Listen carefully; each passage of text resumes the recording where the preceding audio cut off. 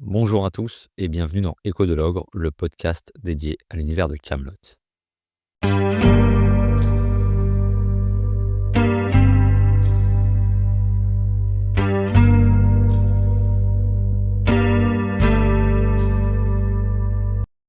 Aujourd'hui, on va parler d'un personnage très important dans l'univers de Camelot. Il était à la base le chevalier blanc jusqu'à ce qu'il devienne un tyran brisé. Je veux bien sûr parler de Lancelot du Lac. Comme je vous l'avais déjà expliqué, j'ai pour objectif de couvrir au mieux l'actualité autour de Camelot deuxième volet, avec du décryptage de bandes annonces, de teasers, d'affiches, d'images ou même simplement de petites news qu'on pourrait avoir autour du film, et ce jusqu'au 22 octobre 2025, puisqu'ensuite l'objectif sera un peu plus de porter le contenu sur le film qui vient de sortir, avec du spoil et sans spoil aussi évidemment. En parallèle de ça, jusqu'à la sortie du film, j'aimerais sortir des épisodes qui simplement résument l'histoire de certains personnages. Pas faire de l'analyse, mais vraiment résumer l'histoire de personnages qui, pour moi, sont importants et pourraient avoir un rôle dans l'avenir de Camelot. Et pas vraiment du tout, voilà, de rentrer dans l'analyse approfondie. C'est juste vraiment, on fait un état des lieux de tout ce qui s'est passé sur ces personnages depuis leur arrivée dans Kaamelott jusqu'à Kaamelott 1er volet. Ça permettra à tout le monde d'avoir un maximum d'informations sur ces personnages et de pas être perdu quand Kaamelott 2e volet sortira. Évidemment, certaines personnes, comme moi, font tourner Kaamelott en boucle et vont dire qu'ils ont vu et revu et re-revu certaines choses, mais tout le monde, ne vit pas comme ça et certaines personnes ont simplement vu Kaamelott 1 ou 2 fois et ça leur permettra, d'avoir tous les éléments et de se remémorer certaines choses. J'ai pour but de faire ça sur Arthur, Méléagant. Je m'avance non plus pas trop sur le nombre de personnages parce que mine de rien, le 22 octobre, c'est bientôt là. J'ai d'autres idées de contenu. On risque d'avoir de nouvelles images et je l'espère une bande-annonce très prochainement. Donc voilà, je vais pas non plus trop m'avancer. En tout cas, je suis content du débit, d'épisodes en ce moment. Étonnamment, depuis en fait, quand je suis revenu, j'avais annoncé que je ferais un épisode par mois parce que j'avais un petit peu moins de temps maintenant. Finalement, j'arrive à être assez productif, donc je vais continuer comme ça. J'espère que les épisodes vous plaisent et donc installez-vous bien puisqu'aujourd'hui, on va parler de Lancelot du Lac.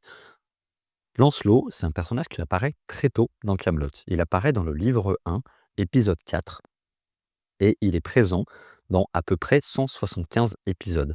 Ça le place en 5e position, juste derrière Perceval.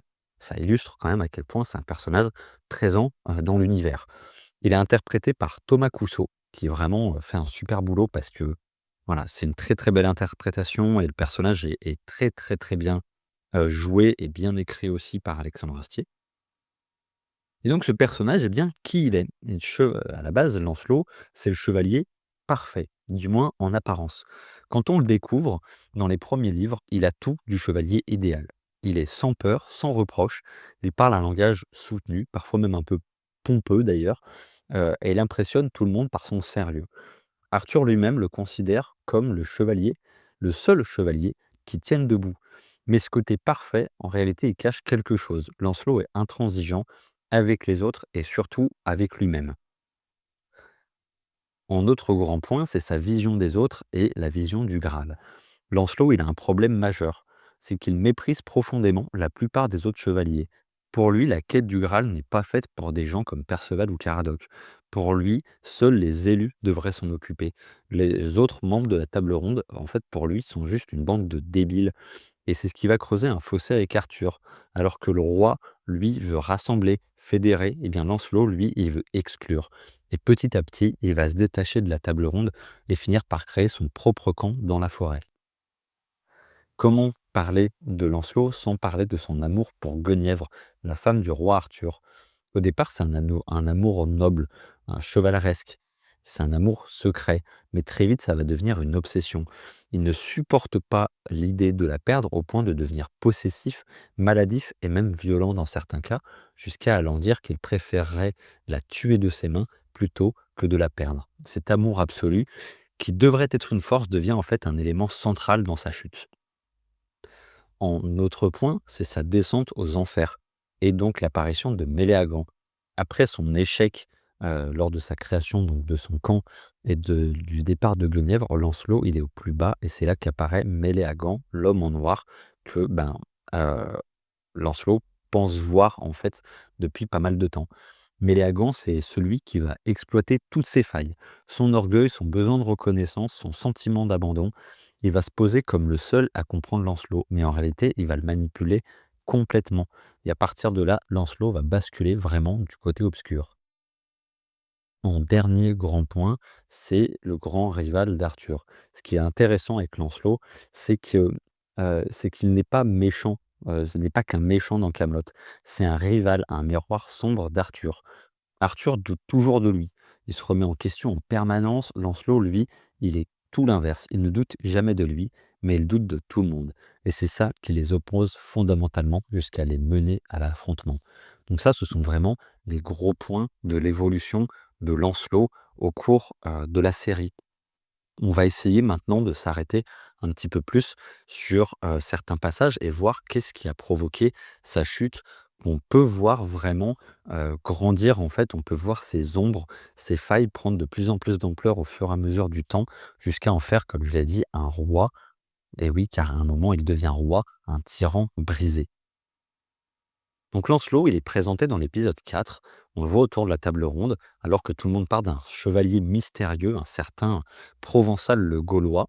Eh bien, les autres chevaliers taquinent Lancelot en lui disant que ça l'énerve que tout le monde parle d'un chevalier errant et qu'il ne s'appelle pas Lancelot du Lac.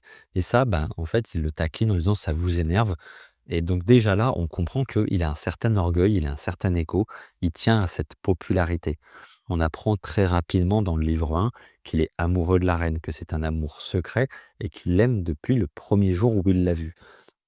Jusqu'à, en fait, un épisode qui, pour moi, est déjà assez significatif sur qui est Lancelot en réalité. Alors qu'il parle avec la reine de son amour secret, qu'il lui explique qu'il est amoureux de la femme d'un autre chevalier, la reine lui explique naturellement que si il souhaite conquérir la femme d'un autre chevalier, il n'a pas beaucoup d'options. Si il veut la femme d'un autre chevalier, il doit tuer le chevalier en question. Alors même qu'il vient de dire que Arthur est un ami fidèle, alors évidemment il ne cite pas Arthur à ce moment-là, eh bien il s'empresse de dégainer son épée et de courir dans le château pour aller tuer Arthur. Évidemment, il s'arrête au dernier moment, réalisant ce qu'il est en train de faire. Il dit juste à Arthur: «J'ai cru entendre un bruit». Mais déjà à ce moment-là, pour moi, c'est un moment crucial. Il a eu l'impulsion de le faire. Il a été capable de le faire. Et ça, vraiment, ça marque quand même, beaucoup, je trouve, le fond de sa pensée. C'est que pour la reine, il est déjà prêt, en fait, à tuer. Et petit à petit, son amour pour la reine, il va être de plus en plus gros, beaucoup plus grand. Il va, jusqu'à aller à se confier à Bohort, alors que Bohort lui confie qu'il a jamais eu aucune éducation militaire. Lui, il va lui avouer son amour pour la reine.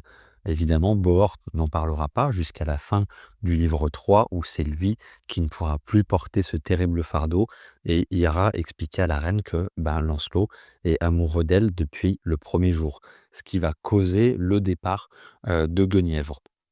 Alors, comment est-ce que Lancelot s'est retrouvé à quitter Camelot? Eh bien ça s'est fait en plusieurs étapes et très progressivement. On sent déjà dès le livre 2, peut-être même à la fin du livre 1, qu'il y a des tensions entre lui et le roi. Petit à petit, il commence à beaucoup moins bien lui répondre. Il commence à vraiment ne plus supporter les ordres que Arthur lui donne, à ne plus supporter les chevaliers de la table ronde. Pour lui, comme je l'ai dit, c'est une bande de débiles. Et il se gêne pas pour leur dire. Pour lui, c'est juste des débilos. Il les prend de haut en permanence et pour lui, il y a que lui, en fait, qui est digne de la quête du Graal. Il commence à plus du tout supporter Arthur jusqu'à, en fait, vouloir essayer de le remplacer. Alors qu'Arthur est absent, il prend sa place à la table ronde, s'assoit clairement sur le siège du roi et se met à diriger la table ronde, et à même à aller, jusqu'à emprisonner, en fait, certains chevaliers, qui se sont moqués de lui. Sauf qu'à ce moment-là, en fait, Lancelot va commettre quelque chose, d'assez grave, c'est qu'il va dire: «Moi, le roi, je l'emmerde». Arthur va lui dire: «Enfin, vous dites pas ça, comment ça se fait un petit peu, que ça arrive? Vous pouvez tout me dire». Et là, Lancelot va un peu déballer déjà son paquet en disant que, il en a marre d'épauler un gamin, qui est incapable de s'occuper de sa femme, qui est incapable de trouver un Graal, qui est entouré d'une bande, de débiles et qui est juste un incompétent. Dès là, dès ce moment-là, en fait, bah, ça va créer une séparation entre les 2. On sent que, heu, Arthur, lui, il a pas envie de cette séparation.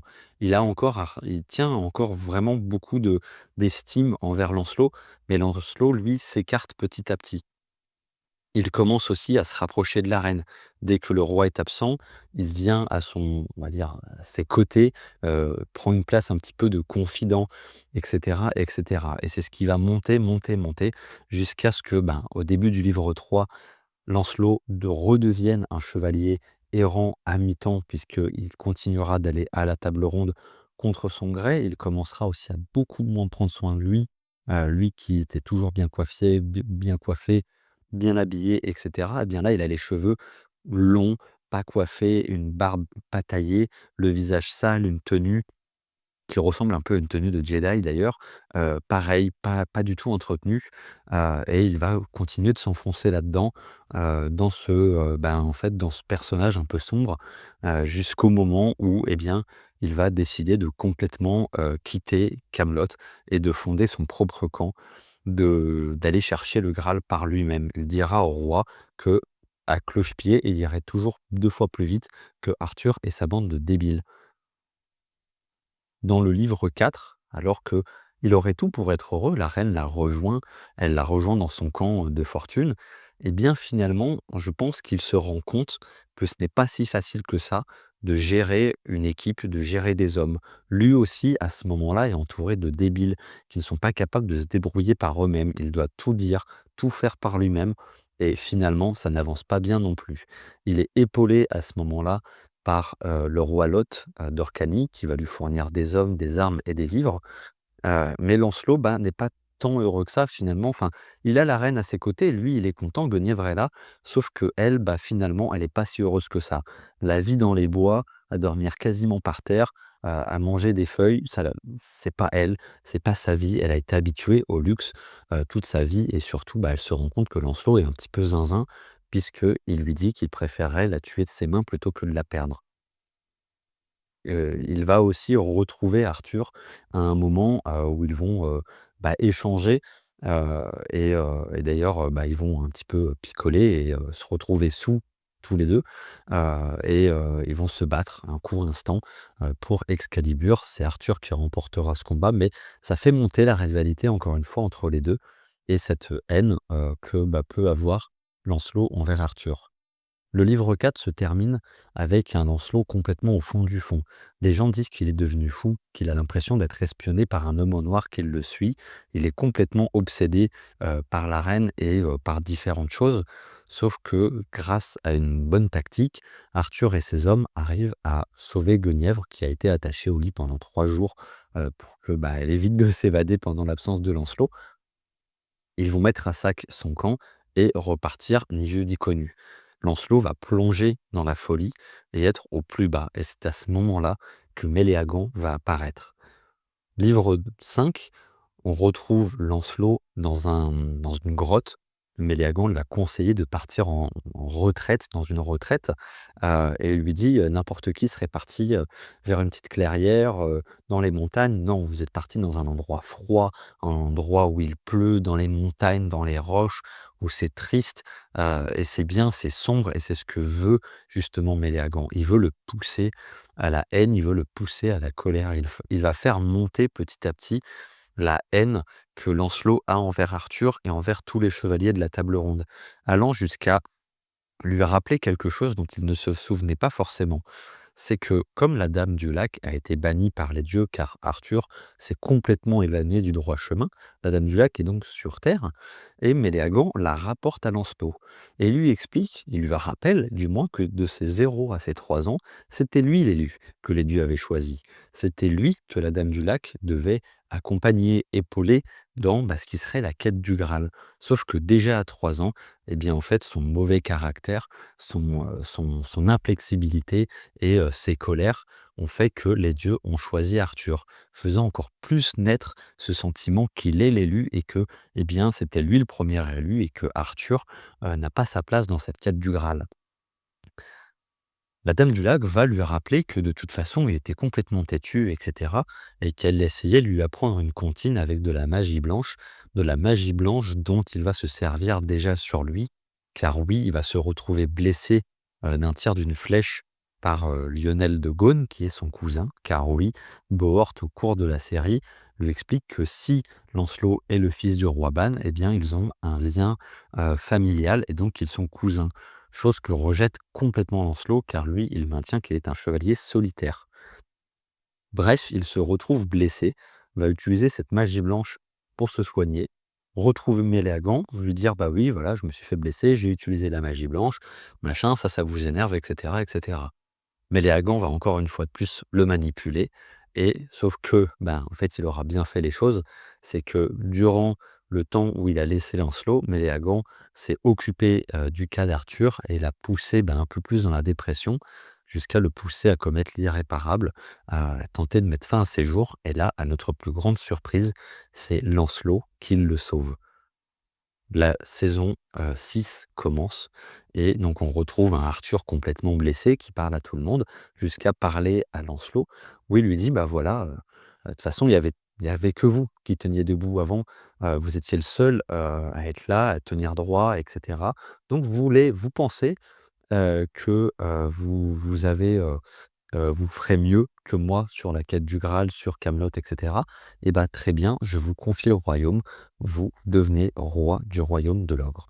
Il lui confie les pleins pouvoirs. Au départ, Lancelot, il a pas l'air de complètement virer de la carafe tout de suite. Il a pas l'air même de réaliser ce qui vient de se passer.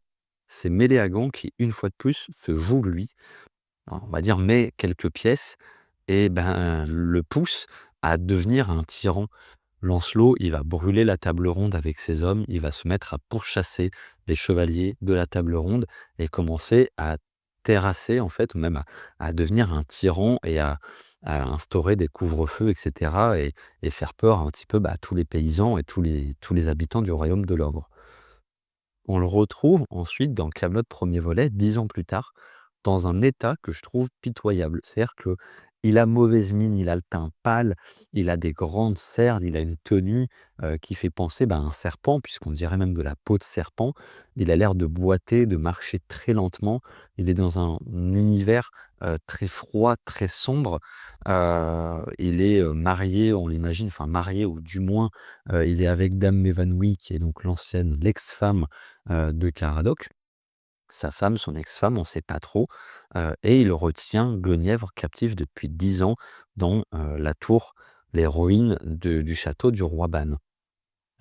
Et en fait, on ne sait pas ce qui s'est passé pour lui pendant ces 10 ans, Lancelot.